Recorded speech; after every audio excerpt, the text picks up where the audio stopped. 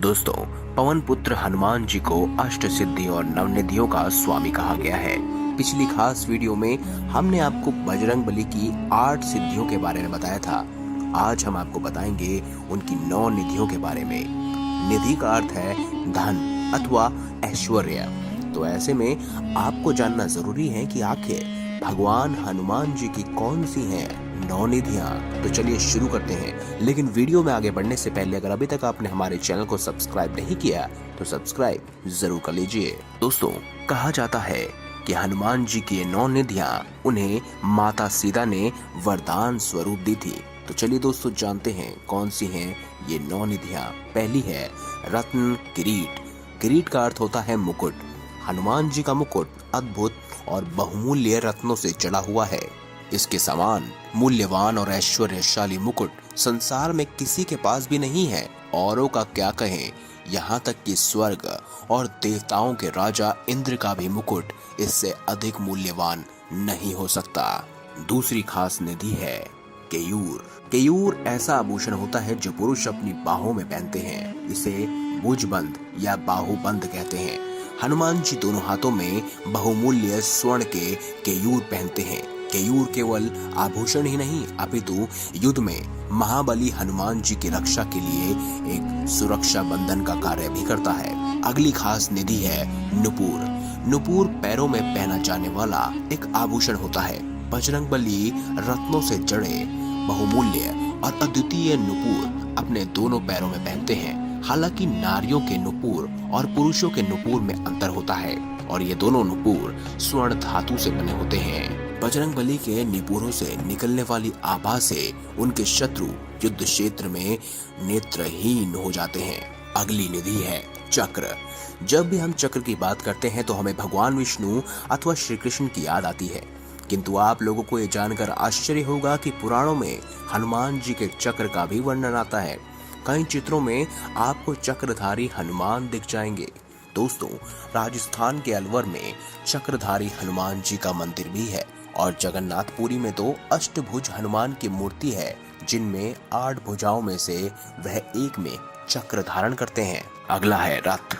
दोस्तों, रथ योद्धाओं का सर्वश्रेष्ठ शस्त्र माना जाता है। इसी के आधार पर योद्धाओं को रथी, अतिरथी और महारथी इत्यादि श्रेणियों में बांटा जाता है।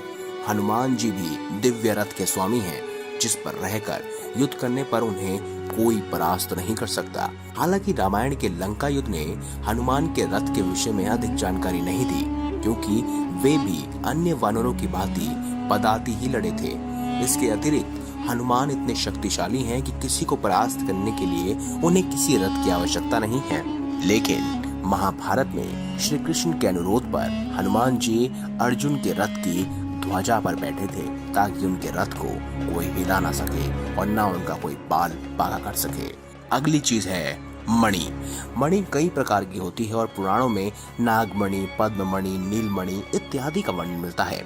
हनुमान जी संसार की सबसे बहुमूल्य मणियों के स्वामी हैं।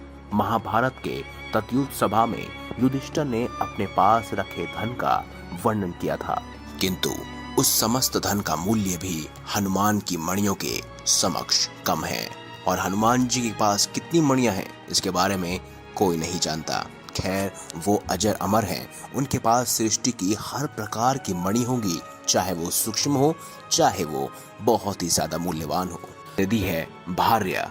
दोस्तों, वैसे तो हनुमान जी को बाल ब्रह्मचारी कहा जाता है किंतु पुराणों में हनुमान जी की पत्नी सुरचला का वर्णन आता है। सुरचला सूर्य नारायण की पुत्री थी और सूर्यदेव से शिक्षा प्राप्त कर पुत्री से विवाह करना पड़ा था। कुछ ऐसी शिक्षा थी जो केवल गृहस्थ व्यक्ति को ही दी जा सकती थी। जब सूर्यदेव ने हनुमान को उनके ब्रह्मचर्य कारण उन विद्याओं को प्रदान करने से मना कर दिया तब विवश होकर हनुमान जी को विवाह करना पड़ा ताकि वह सूर्यदेव से पूर्ण शिक्षा प्राप्त कर सके। अगली निधि है गज। गज वैसे तो प्राणी है किंतु उसकी गिनती दुर्लभ निधियों में होती है। श्री गणेश के धड़ पर महादेव ने गज का मुख लगाकर उन्हें जीवित किया। समुद्र मंथन से प्राप्त हुए दुर्लभ निधियों में से एक है गजराज ऐरावत। गज को गौ, सर्प, मयूर के साथ हिंदू धर्म में 8 सबसे पवित्र जीवों में से एक माना जाता है। हनुमान जी गज निधि को उनके बल के रूप में देखा जाता है। हनुमान जी के अंदर असंख्य हाथियों का बल है और उनका बल ही उनकी निधि है और उस निधि से संसार में कोई और इतना अधिक उनसे ज्यादा संपन्न नहीं है। अगली और आखिरी निधि है पद्म। पद्म निधि के लक्षणों में संपन्न मनुष्य सात्विक गुणवायक हो जाता है। उसकी कमाई गई संपदा भी सात्विक हो जाती है। सात्विक तरीके से कमाई गई संपदा पीढ़ियों को तार देती है।